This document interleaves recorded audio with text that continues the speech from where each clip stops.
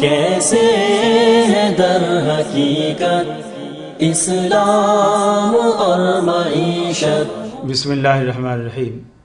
ناظرین، اسلام اور معیشت کے عنوان پر ابو انشاء قاری خلیل الرحمن جاوید آپ کی خدمت میں حاضر ہے۔ سامعین کی طرف سے ہمیں ان پروگراموں کی روشنی میں کچھ سوالات موصول ہوئے ہیں اور ہم چاہیں گے کہ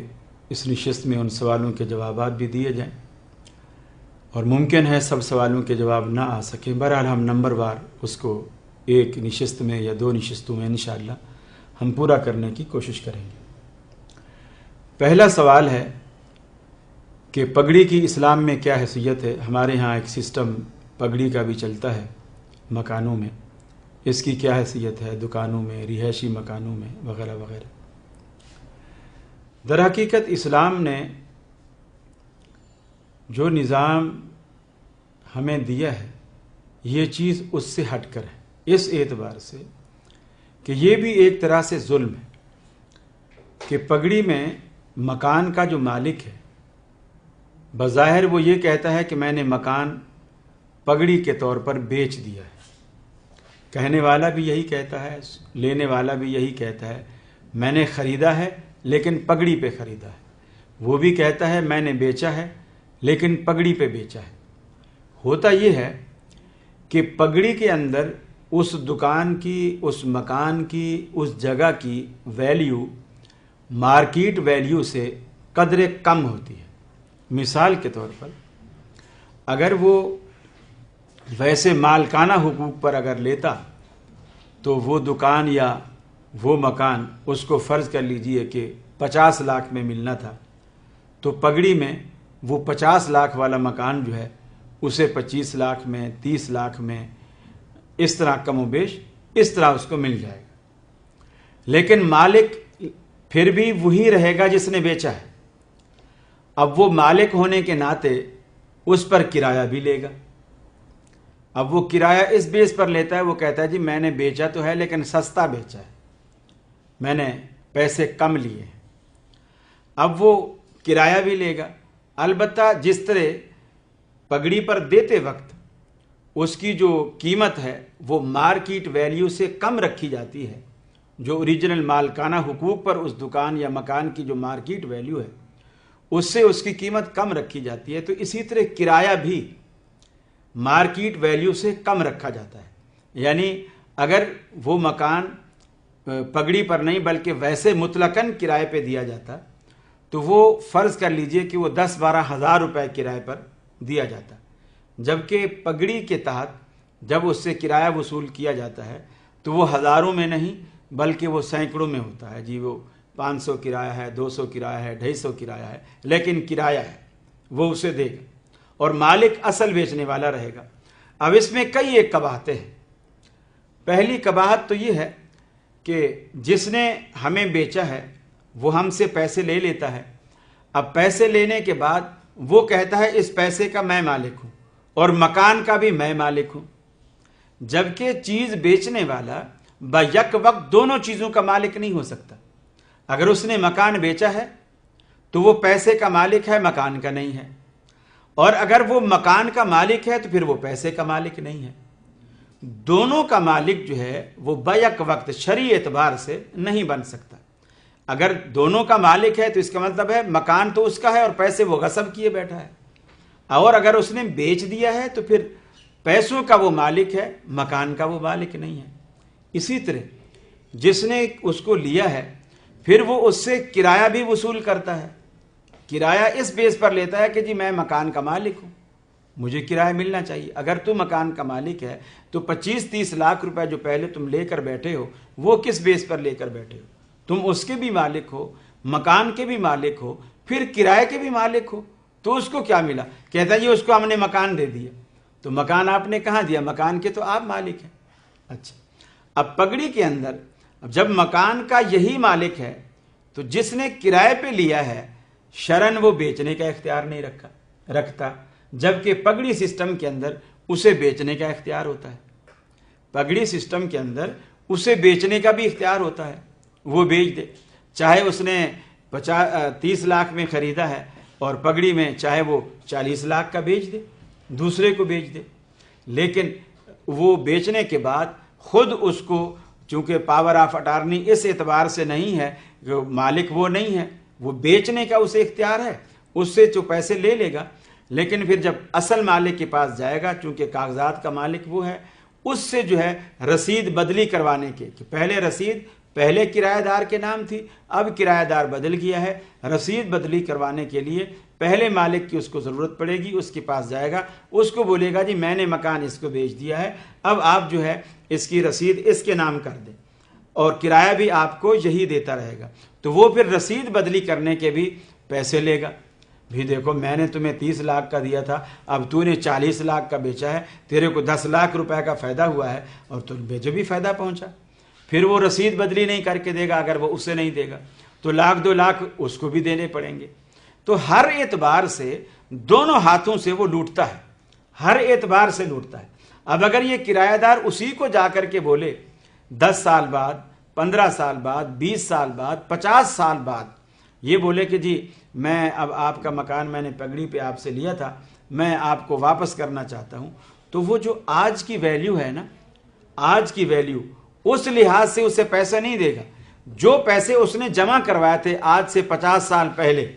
फर्ज कर लीजिए कि वो 2 लाख रुपए थे और आज 50 साल बाद उसके 50 लाख हो गए हैं, तो वो उसको 2 लाख रुपए पकड़ा देगा और बोलेगा कि जी 2 लाख आपने मुझे दिए थे, ये आप ले जाए। तो ये इस कदर जुल्म है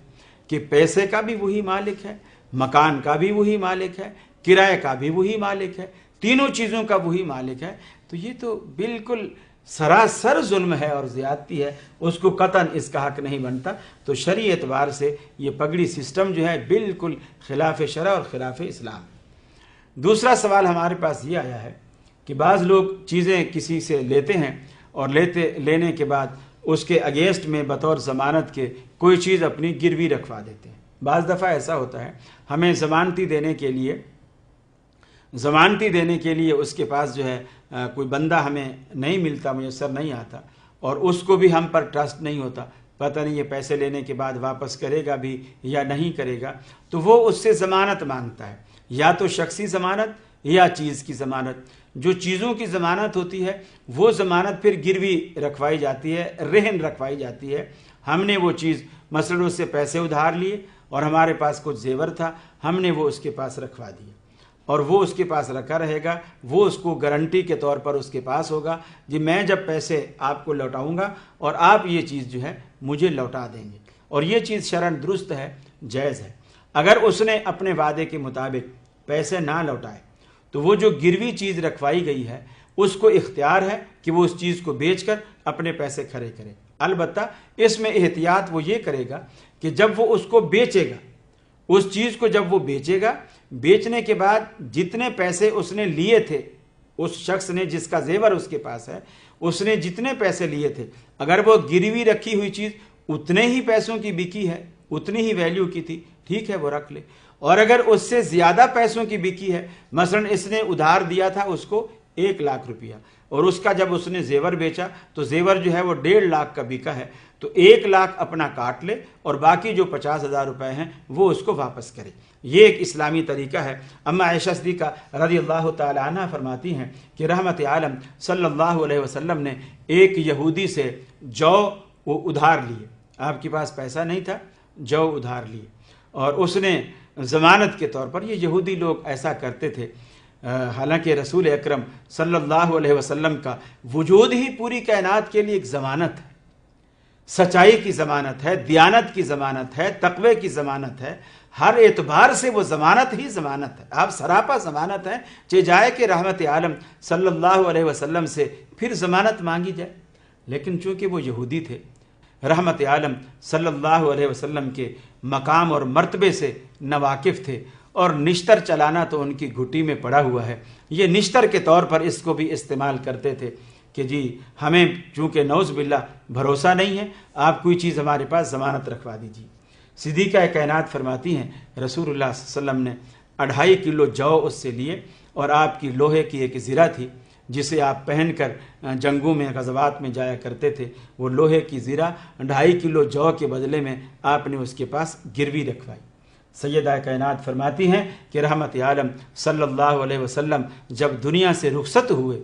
तो वो ज़िरा उस यहूदी के पास गिरवी रखी हुई थी, गोया आपने अपनी ज़िंदगी में उसको कर्ज नहीं चुका सके, वो ज़िरा जो है वो रखी हुई थी। तो फिर सहाबा किराम ने उसको जो है आज़ाद करवाया और वो कर्ज जो है वो अदा किया। तो मकसद कहने का ये है, ये चीज़ सुन्नत से भी साबित है, उसे गिरवी रखवाया जा सकता है और उसे गिरवी रखा जा सकता है। कैसे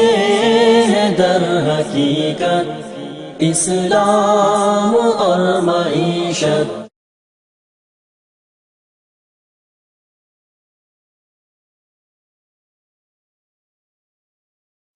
कैसे है दर हकीकत इस्लाम और मईशत। इसी तरह एक तीसरा सवाल है जो हमारे सामने आया है कि टेली मार्केटिंग की शरीयत में क्या गुंजाइश है और ये होती भी क्या है। दर हकीकत टेली मार्केटिंग वो मार्केटिंग है या वो सौदे और वो तिजारत है जो हम दूर से बैठकर करते हैं, चाहे वो टेलीफोन की शक्ल में हो, मोबाइल फ़ोन की शक्ल में हो, या ईमेल की शक्ल में, नेट की शक्ल में। अगरचे उसका नाम बाज़ लोगों ने ई मार्केटिंग भी रखा हुआ है, लेकिन ये सब टेली मार्केट का एक हिस्सा है, उसके अंदर ये चीज़ शामिल है। शरई एतबार से इसमें यूँ कोई कबाहत नहीं है अगर चीज़ों की वैरायटी, उसकी वैल्यू, उसके औसाफ, जो तिजारती उसूल हैं वो सारे अगर उसके अंदर पूरे हों। और नेट पर तो ये भी सहूलत मौजूद होती है कि उस चीज़ को दिखाया भी जा सकता है और देखा भी जा सकता है, जबकि टेलीफोन पर देखने दिखाने वाली चीज़ नहीं हो सकती। हाँ, अलबत्ता बाज़ कंपनियां अपनी चीज़ों के कोड वर्ड रख लेती हैं और वो कोड वर्ड इतने पुख्ता और पक्के और मुसल्लम होते हैं कि आप दुनिया के किसी खित्ते में भी उस कंपनी के उस कोड वर्ड को आप यूज़ करेंगे तो वो चीज़ आपको वही मिलेगी और उसमें एक 19-20 का भी फ़र्क नज़र नहीं आएगा। मैं आपको जैसे छोटी सी मिसाल दूँ, जैसे रंग वाली कंपनियां हैं, ये जो ऑयल पेंट बनाती हैं, डिस्टेंबर बनाती हैं, ये ICI वाले हैं, ये इस तरह यानी जो बड़ी बड़ी मशहूर जो कंपनियां हैं, इनके कलर शेड होते हैं, ऊपर कलर भी लगे होते हैं और नीचे हर कलर के नीचे उसका नाम या एक मखसूस नंबर लिखा होता है। जी ये कलर है। अब चूँकि ग्रीन है, ग्रीन में भी कई कलर हैं, एक बहुत ज़्यादा डार्क ग्रीन है, एक कम ग्रीन है, एक पाकिस्तानी झंडे वाला है, एक मुंगिया कलर है, एक बिल्कुल तोता कलर है। इस तरह यानी उसमें भी अक़साम है, इसी तरह ब्लू में, इसी तरह ब्लैक में, इसी तरह दीगर कलर के अंदर। तो हर रंग को जितना जितना थोड़ा थोड़ा फ़र्क होता चला जाता है उसको वो नंबर देते चले जाते हैं। तो ये जब नंबरिंग मिल जाती है तो ये उसका एक कोड वर्ड हो जाता है, एक नाम हो जाता है। तो वो जब आप किसी भी जगह खड़े हैं, भले शेड कार्ड आपके सामने है या नहीं है, आपने वो कोड वर्ड याद किया हुआ है, वो नाम याद रखा हुआ है। आप पाकिस्तान में हैं, आप दूसरी जगह हैं, लाहौर में हैं, कराची में हैं, अंदरून सिंध हैं, बाहर हैं, आप कहीं भी हैं, आप जब वो कलर का कोड वर्ड यूज़ करेंगे कि जी मुझे 65 नंबर का ICI का डिस्टेंबर चाहिए या उसका ऑयल पेंट चाहिए या उसका दूसरा फलां कलर चाहिए, इस तरह जब आप उसको नंबर बताएंगे तो वो इतना कंप्यूटराइज निज़ाम के ज़रिए वो इतना फिक्स कलर होता है कि आपको 19-20 का भी फ़र्क नज़र नहीं आएगा। तो टेली मार्केटिंग के अंदर अगर आप कोड वर्ड यूज़ करते हैं जिसे दुनिया आज समझती है और जानती है, तो आप उसको इस्तेमाल करके उसको यकीन दिला देते हैं कि ये वो चीज़ है जो वो मांग रहा है और उसे भी यकीन हो जाता है कि ये वही चीज़ है जो मैं मांग रहा हूँ, तो फिर सौदे में कोई हर्ज नहीं है। अलबत्ता इसमें भी वही कबाहतें जो दूसरी जगह कबाहतें हैं, इसमें भी अगर वो आ जाती हैं तो फिर इसको भी नाजायज़ कहा जा सकता है। मसलन धोखाधड़ी, वो टेली मार्केटिंग से हटकर भी अगर आप डायरेक्ट किसी मार्केट में खड़े हुए हैं और चीज़ आपके सामने है, वहाँ भी आप किसी के साथ धोखा कर रहे हैं, तो धोखाधड़ी वहाँ भी हराम है और वो टेली मार्केटिंग में भी हराम है। इसी तरह झूठ आम भी हराम है और टेली मार्केटिंग में भी हराम है। तो यानी जो चीज़ आप सराहत के साथ उसे दे रहे हैं उसके औसाफ वाज़े हों, नेट वगैरह के थ्रू भी अगर आप उसे दिखा सकते हैं, उसका कोई नमूना, उसका कोई सैंपल या उसको भेज सकते हैं और वो सैंपल पास कर देता है, तो इस सौदे में कोई हर्ज वाली बात नहीं है। ये शरन जायज़ और सही सौदा है। इसी तरह टर्म सर्टिफिकेट्स है कि ये सवाल हमारे पास आया, इसकी क्या शरई हैसियत है। पहली बात यह है कि जो टर्म सर्टिफिकेट्स कहलाते हैं ये मुद्दती सर्टिफिकेट होते हैं कि आप किसी बैंक में या किसी कंपनी में या किसी इदारे में किसी के साथ आप अपनी रकम कुछ मुद्दत के लिए आप उनके पास रखते हैं कारोबार की नीयत से। वो आप रकम दे देते हैं, बाज़ उसको साल के लिए, बाज़ उसको 5 साल के लिए, बाज़ उसको 10 साल के लिए, बाज़ 15 साल के लिए। जिस तरह कोई बेवाएँ होती हैं, कोई रिटायर्ड हजरात होते हैं, गवर्नमेंट के मुलाजमीन होते हैं, और उनको यकमुश्त उनको जो पेंशन वगैरह जो मिल जाती है उसको जो है वो जा कर के जमा करवा देते हैं और उनको वहाँ से मुनाफा मिलता रहता है। इसमें जो कबाहत है वो कबाहत इस तरह तो हो सकती है कि मसलन अगर वो प्रॉफिट फिक्स है और नुकसान का कोई ताल्लुक नहीं, प्रॉफिट फिक्स है, वो आपको माहाना फिक्स प्रॉफिट एक मुकर्रर है कि जी आपने 15 लाख रुपए आपने हमारे पास जमा करा दिए, हम आपको हर महीने फ़र्ज़ कर लीजिए जी 5,000 रुपये हम आपको हर महीने दिया करेंगे। ये फ़िक्स प्रॉफिट जो है, और आपकी असल रकम भी सेफ़ है और 5,000 महीना भी आपको मिलता रहेगा। ये यकीनन बग़ैर किसी इख्तलाफ के मैं सराहत के साथ कह सकता हूँ ये बिल्कुल सूद है, वही रिबा है जिसे आप सूद की बहसों में आप देख भी आए हैं और सुन भी चुके हैं। तो ये अगर वो रिबा वाली बात है तो फिर वो गलत है। और दूसरी गलती इसके अंदर ये भी हो सकती है कि मसलन आपने टर्म सर्टिफिकेट्स तो ख़रीद लिए, मुद्दत भी मुकर्रर हो गई, लेकिन आपने ये तहकीक नहीं की कि आपने जो सर्टिफिकेट्स ख़रीदे हैं इस रकम से वो कारोबार क्या करते हैं, वो बिज़नेस क्या करते हैं। अगर उनका बिज़नेस शरई एतबार से दुरुस्त और जायज़ है, मसलन वो कोई ऐसी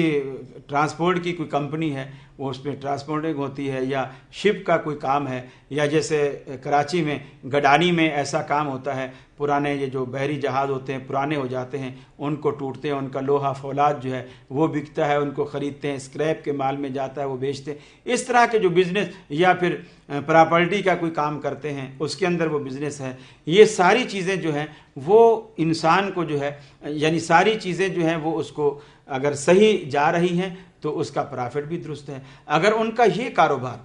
नाजायज़ है शरन, मसलन हमने ये नहीं तहकीक की कि वो करते क्या हैं और बाद में हमें पता चला कि वो इन पैसों से जुआई खेलते हैं, या पता चला जो इन पैसों से उनके शराब के कारखाने हैं, शराब की फैक्ट्रियां हैं, यानी हराम कारोबार कर रहे हैं, हराम बिजनेस कर रहे हैं, नाजायज़ बिजनेस कर रहे हैं, तो उससे हासिल होने वाली आमदनी भी हमारी नाजायज़ होगी, बेशक वो नफ़ा और नुकसान की शराकत पर भी क्यों ना हो। तो ये सारी चीज़ें हमें वो सर्टिफिकेट ख़रीदने से पहले, सर्टिफिकेट्स ख़रीदने में कबाहत नहीं है, मुद्दती काम भी आप कर सकते हैं, वो जायज़ हो सकते हैं। जी मेरा आपके साथ ये शिराकत है, ये कारोबार है, हम 5 साल तक ये काम इकट्ठे करेंगे, हम 10 साल तक ये काम इकट्ठे करेंगे, लेकिन नफ़ा नुकसान में भी हम इकट्ठे शरीक होंगे। ये चीज़ उसके साथ तय होगी और वो नफ़ा नुकसान वो अपने माल के तनासुब से, मेरा जितना शेयर है उस तनासुब से जो नफ़ा मेरा तय हो जाएगा वो लूँगा, और नुकसान उस तनासुब से होगा जो मेरा शेयर है मैं उससे उसको बढ़ा नहीं पाऊँगा। इसी तरह एक और सवाल हमारे पास आया है, और वो सवाल है कार्टेल के हवाले से कि बहुत सारी कंपनियाँ, बहुत सारे इदारे, बहुत सारे अफराद मिलकर एक कार्टेल बना देते हैं, और वो कार्टेल जो बनाना होता है वो एक ऐसा गठजोड़ होता है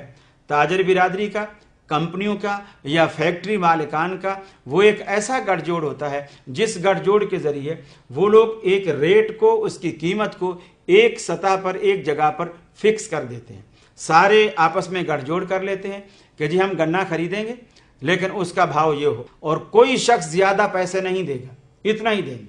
अब ये गठजोड़ अक्सर जो है वो अवाम उन्नास के ख़िलाफ़ होता है, मसलन उससे ताजरों को भी नुकसान पहुंचाया जाता है। मसलन अपनी जेबें भरने के लिए जब गन्ना खरीदेंगे रेट कम फिक्स कर देंगे, अब सारे कम रेट लगाएंगे, जी कोई भी इससे ज़्यादा नहीं देगा। अब ज़ाहिर बात है किसान ने गन्ना लगाया है, उसने तो बेचना ही है, अगर वो बेचेगा नहीं तो गन्ना खड़े खड़े भी ख़राब हो सकता है, पड़े पड़े ख़राब हो सकता है, उसने बेचना है, अब वो मजबूर है। अब ये सारे गठजोड़ कर लेंगे कि जी इस साल गन्ने का हम ये भाव रखेंगे, इससे ऊपर कोई नहीं जाएगा। अच्छा, अब लेते वक्त उन्होंने रेट कम फिक्स कर दिए, उसके बाद जब गन्ना उनके पास आ गया, मिलों में चला गया, फैक्ट्री में चला गया, अब फिर इन्होंने दोबारा अपना गठजोड़ किया, और गठजोड़ करने के बाद उसके रेट को फिर फिक्स किया कि जी चीनी जो है वो इस रेट पर होगी, इस भाव पर होगी। अब ख़रीदा सस्ता اب وہ اس پہ بھی اگر صحیح مناسب قیمت سے بیچیں گے تو بھی ان کو منافع ہوگا، لیکن ایک ہوس ہے۔ تو بعض دفعہ یہ کارٹل جو بنتے ہیں، ان کے گٹھ جوڑ جو کمپنیوں کے اداروں کے ہوتے ہیں، بعض دفعہ عوام الناس کے، قوم کے، ملک کے مفاد میں ہوتے ہیں اور بعض دفعہ خلاف ہوتے ہیں۔ تو یہ ان کے جائز یا ناجائز ہونے کا انحصار ان کی مقصدیت پر ہے۔ اگر تو وہ ملک و قوم کو نقصان پہنچانے کے لیے ایسا کر رہے ہیں تو پھر ان کی یہ حیثیت ان کے کام کو ناجائز بنا دے گی، یہ مقصد ان کا ناجائز بنا دے گا کام کو، چونکہ رسول اللہ صلی اللہ علیہ وسلم نے فرمایا انما الاعمال بالنیات، اعمال کا دار و مدار ہماری نیتوں پر ہے۔ اگر نیت نیک ہے تو انشاءاللہ اللہ تعالی ہمارے کام کو بھی اچھا کرے گا اور وہ صحیح جائے گا، اور اگر وہ کام صحیح نہیں ہے،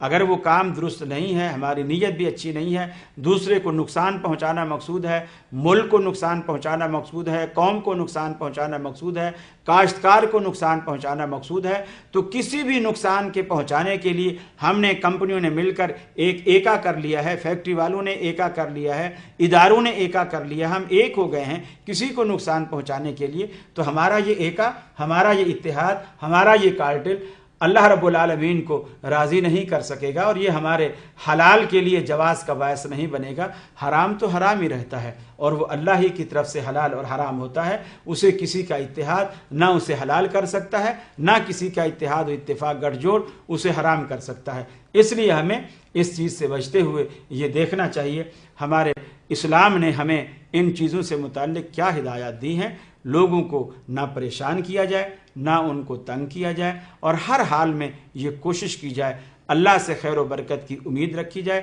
اپنے بزنس کو حلال رکھا جائے، حلال نہج پر اس کو لایا جائے، حرام راستوں کو، ٹہنیوں کو کاٹا جائے، حرام سے بچا جائے۔ پھر آپ دیکھیے ہمارے ملک کی گاڑی، ہمارے شہر کی گاڑی، ہماری معیشت کی گاڑی کس طرح ان سڑکوں پر گامزن ہوتی ہے اور کس طرح بڑی تیزی کے ساتھ ترقی کرتی ہے۔ اللہ سے دعا ہے اللہ ہمیں بھی، اللہ رب العالمین اس بات کی توفیق دے کہ ہم حلال پر قائم رہ سکیں اور حرام سے بچ سکیں۔ وآخر دعوانا الحمدللہ رب العالمین۔ السلام علیکم۔ کیسے ملے گی برکت اور کیا ہے وجہ ذلت، جائز ہے نفع کتنا، کیا سود کی ہے حرمت، کیسے ہے در حقیقت اسلام اور معیشت، کیسے ہے در حقیقت اسلام اور معیشت۔